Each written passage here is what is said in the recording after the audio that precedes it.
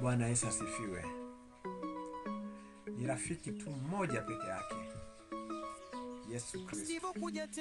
Rafiki wa kweli, rafiki wa haki. Hao wengine ni marafiki, hao wengine ni wazuri, lakini rafiki wa muamini Yesu Kristo. Hao wengine ni rafiki wazuri sana, watakusaidia, watakupatia pesa, lakini jua siku moja kwamba hao marafiki hawatasimama na wewe jinsi Yesu anaweza kusimama na wewe.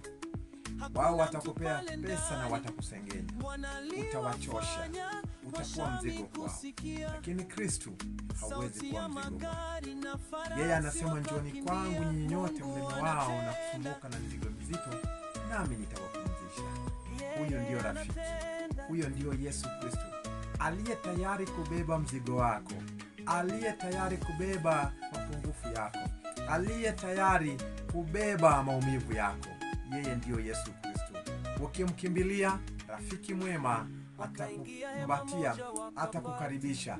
Licha ya kwamba unaweza kuwa ya kwamba umetenda dhambi, lakini kuna nafasi kwa huyu rafiki mwema Yesu Kristo, ambaye haangalii unatoka katika familia gani, haangalii unatoka katika ukoo gani, haangalii umesoma katika kidato cha ngapi au elimu yako ni ya kiwango gani.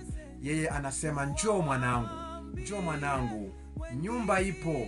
Yesu ana makao kwa kila mmoja. Kwa hivyo yeye ni rafiki anayekuita, anayekupenda.